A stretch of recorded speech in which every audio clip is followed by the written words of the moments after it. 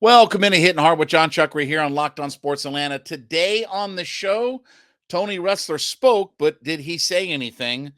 Hawks are flirting with must-win territory, and does UGA have a culture problem? We'll talk about it next. Jon Chuckery, Hittin Hard on Locked On Sports Atlanta.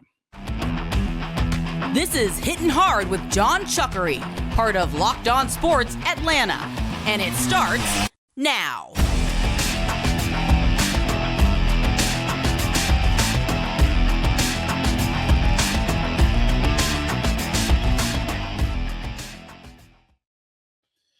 Hittin Hard is brought to you by FanDuel Sportsbook, the official sportsbook of Locked On. Make every moment more. Visit FanDuel.com/LockedOn today to get started. We ask you to head over to YouTube.com, put Locked On Sports Atlanta into your search browser. When you get there, hit that subscribe button, leave us a comment. We are free and available to download on all of your favorite podcast platforms, including Spotify, Odyssey, Apple Podcasts, wherever you get your favorites. We can also be found on Roku and Amazon Fire. Yes, we are available on those platforms as well. And then give me a follow on my personal Twitter page at JMCH316. Well, Tony Ressler, the Hawks owner, was doing the media rounds, and he spoke to Jeff Schultz of The Athletic. He spoke to Lauren Williams, the beat writer for the Atlanta Journal-Constitution. He spoke with the afternoon show on our radio program. He was speaking all around. Spoke to Woj, spoke to everybody, okay?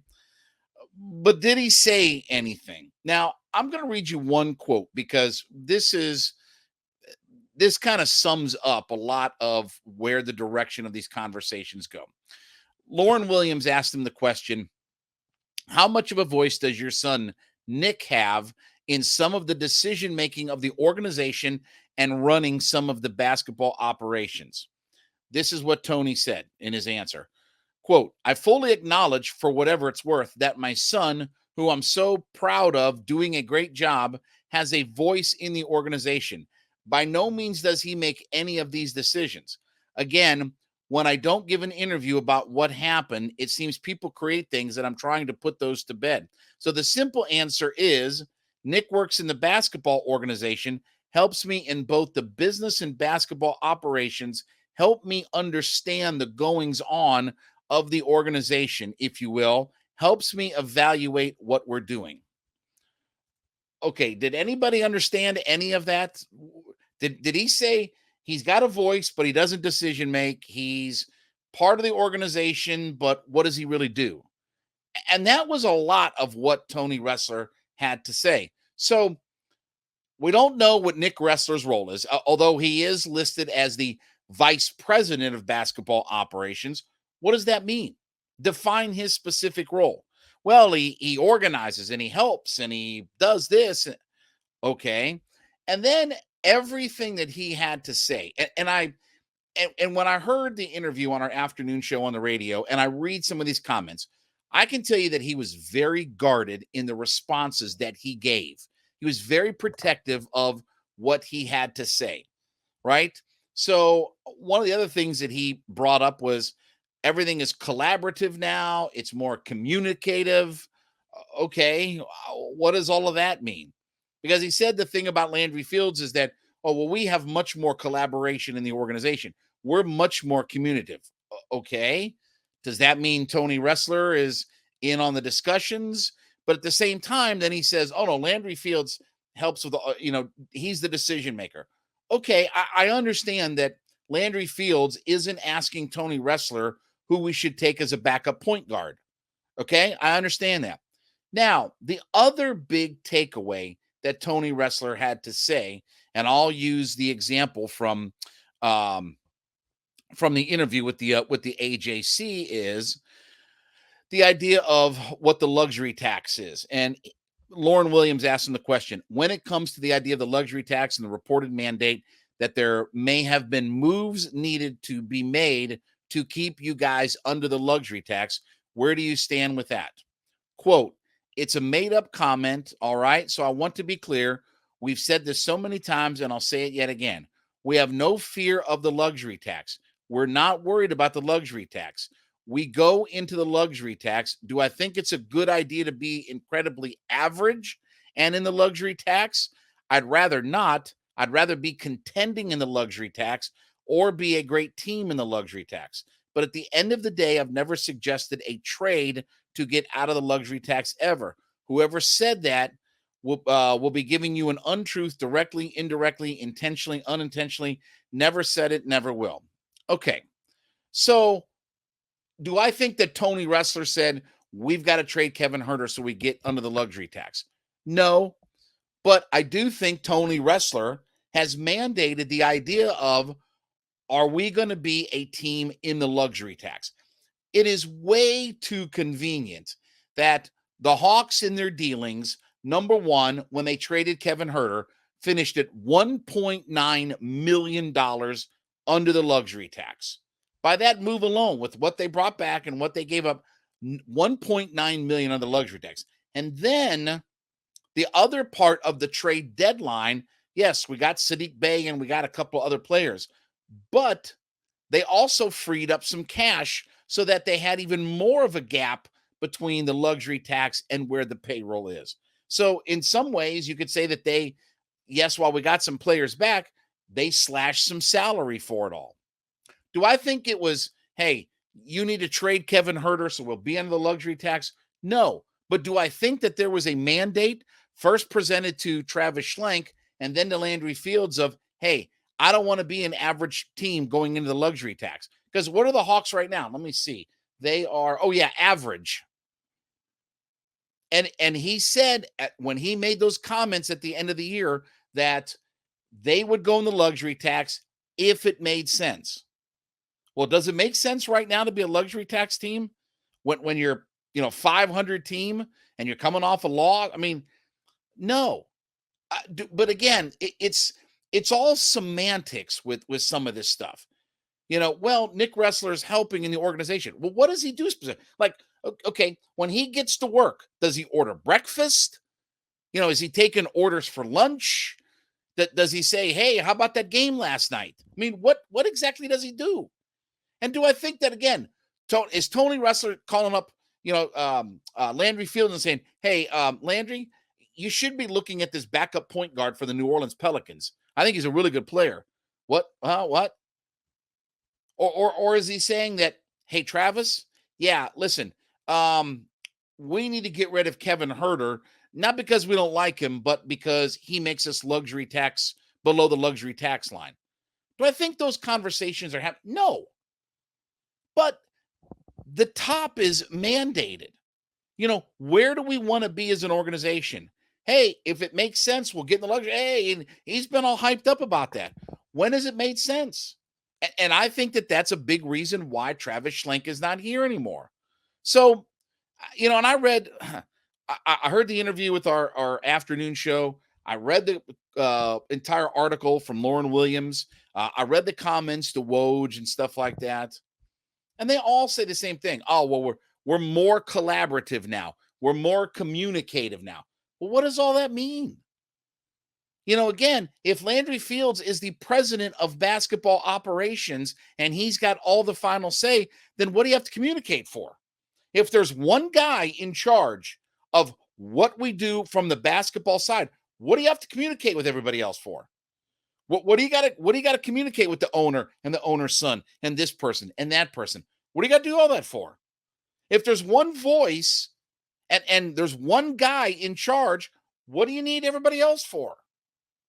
And I think that's the thing with Travis Schlenk is that, look, I'm the basketball guy. I'm the operations guy. I handle all of this stuff. What do I need to talk to you guys for? But that makes me feel like Tony Ressler has to be more involved. You don't talk about collaboration and communication and all these things. Like, what's there to communicate? I'm in charge of basketball. You're in charge of everything else, in charge of payroll and this, that, and the other. So did Tony Ressler really say anything in his interviews? No. Do I still have more questions than I do answers? Yes. Maybe his goal was the Roddy Piper thing. Just when you think you have the answers, I change the questions. All right, let's talk about our friends over at FanDuel. FanDuel is America's #1 sports book. And listen, as we're headed toward NBA playoff season, it's a great time to sign up for FanDuel. You can claim your no-sweat first bet on FanDuel when when you make your first bet and it doesn't win, you can get as much as $1,000 in bonus bets. Just simply download the FanDuel Sportsbook app. Safe, secure, easy to use. You can bet on everything from money lines to props, everything in between. Go to FanDuel.com today. And even when you make some bets, you can combine them for a chance at bigger bets with the same game parlay. Go to FanDuel.com/LockedOn today. FanDuel.com/LockedOn, LOCKEDON, and claim your no sweat first bet where you can get as much as $1,000 in bonus bets if your first bet doesn't win. FanDuel.com/LockedOn to learn more. Make every moment more with FanDuel, the official sportsbook betting partner of the NBA. So, unfortunately for the Atlanta Hawks, we are in a mode where we're inching very closely to must-win territory. Now, again, a microcosm of one game and the scope of 82 and things like that. But if the Hawks lose tonight and they're back in Miami, so good job on Friday. They won. We kind of predicted all that. I thought that Portland coming east and all that good stuff, that would result in a loss. Really good win. Dejounte Murray was outstanding. Had the game of his life. He scored his most points in his career with 41 points. And then they come back the next night. They're down in Miami. I know the plane didn't land till 2:30, blah, blah, blah. That's all excuses, okay? Because Murray and Trae Young were not good. And while Murray was 5 for 5 from 3 on Friday, he was 0 for 5 from 3 on Saturday. So they dropped one. And again, they made that game sort of close, but they were never in that game. John Collins only played 16 minutes in the game. The bench is shortening. We got a lot of things to figure out. But again, as we said, the Toronto Raptors are only a half game behind the Atlanta Hawks. And while, Friday night was really good, and going into Saturday, hey, listen, if we win on Saturday, we can move up to the 7 seed. Well, guess what? If you lose tonight and Toronto wins, you're going down to the 9 seed. So again, the season is for this year, it's you got to think about it sort of in a microcosm. Clint Capella, others said, hey, we want to try to get up to number 6 in this, that, and the other. Hey, we had 2 really good days of practice and things like that. But we talked about this last week. Everything is working against the Atlanta Hawks. They're now 2-7 in back-to-backs. Well, guess what happens at the end of the week? They're in Washington on Friday, and then they come home to play, the Celtics. Are they any good? So now you got another back-to-back, which you're 2-7 in back-to-back games. You're on the road again. And we talked about this last week. Hey, listen, 1-3, 0-4 ain't going to cut it. Well, you're very much in danger of dropping to 0-2 on this road trip. And the fact is, Miami's got your number. We can spin all these different things and this, that, and the other. Miami's got the Hawks number. They know how to defend their backcourt. And we talked about this, last week and weeks. This backcourt has to lead the way. I can't count on John Collins. I can't count on DeAndre Hunter. I can't count on Clint Capella or Bogey or Sadiq Bey to really step up and win us a game right now. But I can count on my backcourt, because my backcourt is going to dictate how and what and why and everything happens with this team. Like that or not, this is a very backcourt-driven team. And it's what we wanted, and it's what we expected when we went into the season. Hey, Trae and Dejounte, they're the alpha males of this team. They can coexist if they work together and this, that, and the other. And listen, they were outstanding the other night, right? Dejounte on Friday, 41 points. Trae Young was outstanding. It all came together, and they did what they had to do, and they pretty much controlled that entire game against Portland. And then you come back, and I know it was late and all this, that, and the other, but still, it's the way the schedule is. And I understand that the schedule makers have done the Hawks no favors right now with games on the road, 4 games in 2 cities on the road, 2 back-to-backs within a week of one another. I get all that. But if you start fumbling this thing all around, you're going to get in a mode where you're going to have to start winning some games. You're going to have to get out of your comfort zone of winning.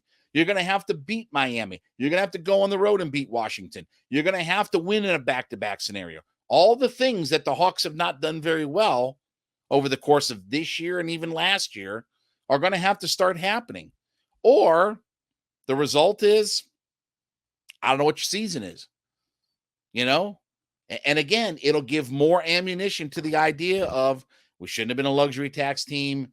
We're not very good, this, that, and the other. It feeds into that narrative.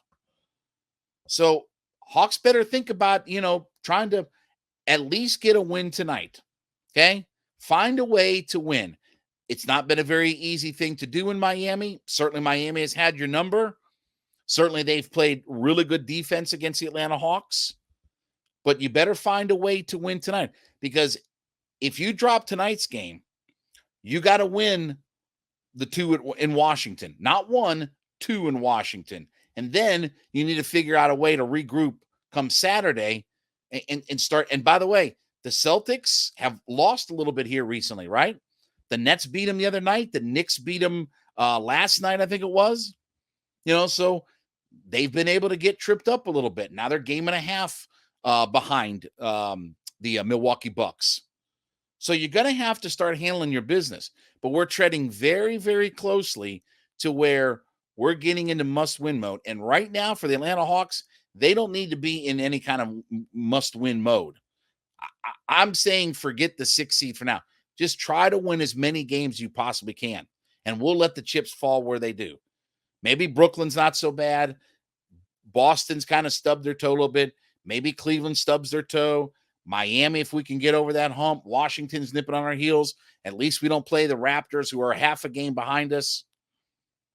So all of the things that we talked about last week in this schedule, it's if you lose tonight, then I'm telling you, you get in a must-win mode, and you're going to have to rattle off some wins, or this season is going to be lost. And I don't consider the 9 or 10 seed to be successful in any stretch of the imagination.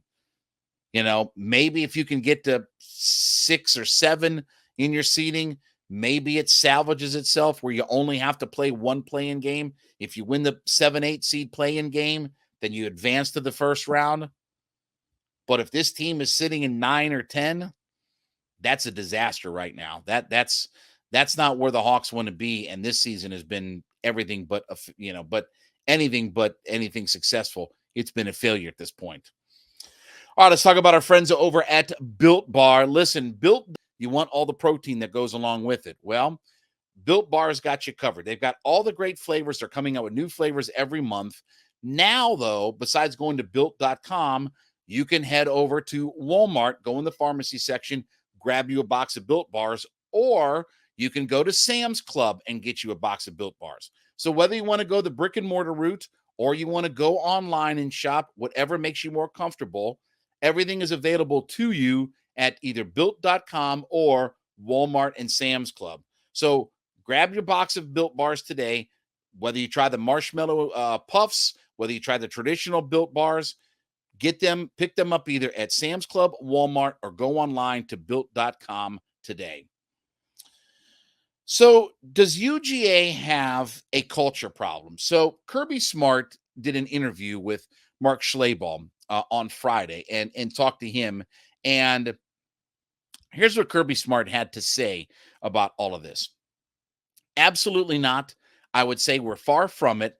When you talk to people outside of the program that come into it, they talk about what a great culture we do have. And we do an incredible job, because I've got a lot of outside entities that come into our program and pour into these young men. Do we have perfect young men and women and players? Not necessarily, but I promise you this, that's the intent, for us to grow these guys and get them better. And I feel good about the culture within our program. So I'll ask the question, do I think that personally that Kirby Smart has a culture problem? I don't think that he does, and I don't dispute what he says, but there is, when you get to the top of the mountain and the pecking order, right?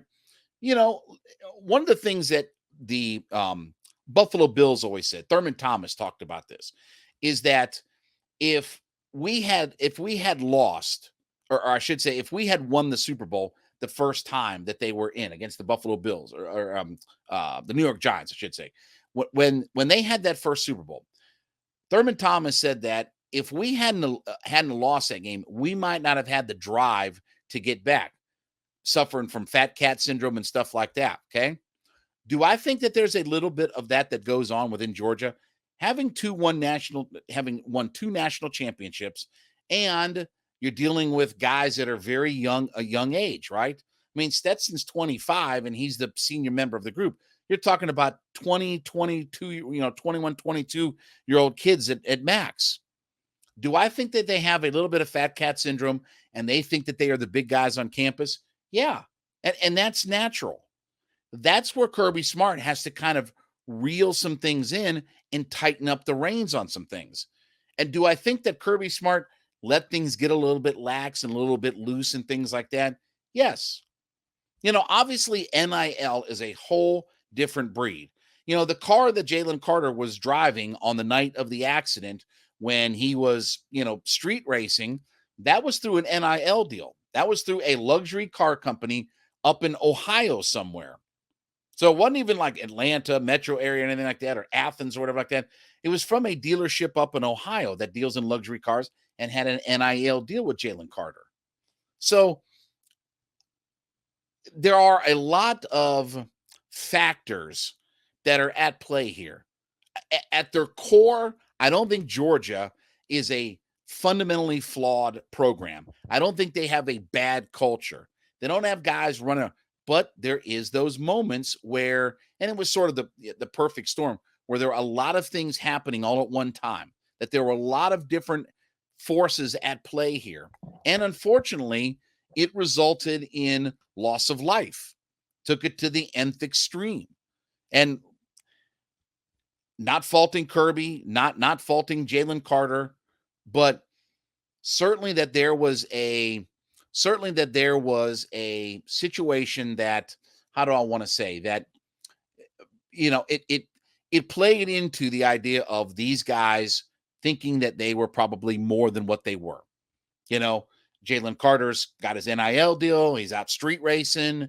Unfortunately, a devastating situation happens. A couple of people lost their life in all of this, including one of his teammates. And Jalen Carter had been pulled over previously for doing 89 in a 45. So I don't think that the culture is inherently bad within Georgia, but there are things that have to be tightened up and things that have to be reeled in. And that happens when you've had as much success as Georgia has. I think that that's kind of a byproduct of it. And maybe sometimes you sort of don't think about it or just kind of gloss over the idea of where the program is at. Hey, we're fighting, scratching, clawing, we're recruiting and this and that. But guys start to think that they're a little bit bigger than what they are. And, we saw over the weekend, Georgia's balling out at the combine, right? Nolan Smith is doing his thing. Keely Ringo, Broderick Jones, right? Coming off of last year's combine. They have all the best players. They're the best program. They have the best coach in the country. All of these things are coming together that has lifted Georgia up to the top of the mountain. And they're at the best place that they've ever been in the history of their program. And this is the heady times. It's natural to kind of feel that way.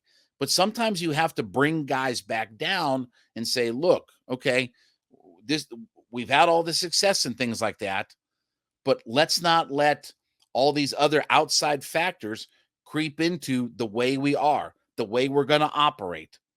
So I don't think Kirby has a problem within the program.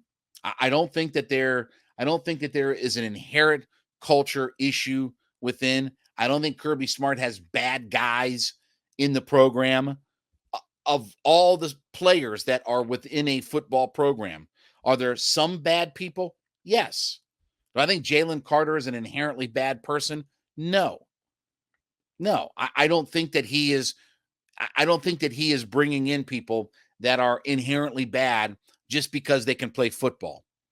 I do think that you get guys in that could obviously play football at a really high level, and sometimes their proclivities, start to kind of broaden. But I don't worry so much about where this program is. Do I think that Kirby Smart needs to have some talks with some different people? Yeah, I do think that he needs to communicate some things that, hey, this is what we're not going to, this is not the things we're going to tolerate. This is, and again, unfortunately, it had to all just kind of bubble over to where it was a perfect storm and a couple of people lost their lives within all of this. And that's the tragedy of everything like that. But Georgia, by and large, I don't think that they have a real problem within their program. I don't think that they are, low life people or anything like that. I think Kirby, though, needs to tighten up the message and make sure that everybody's on the same page with what is acceptable and what is not acceptable within the program.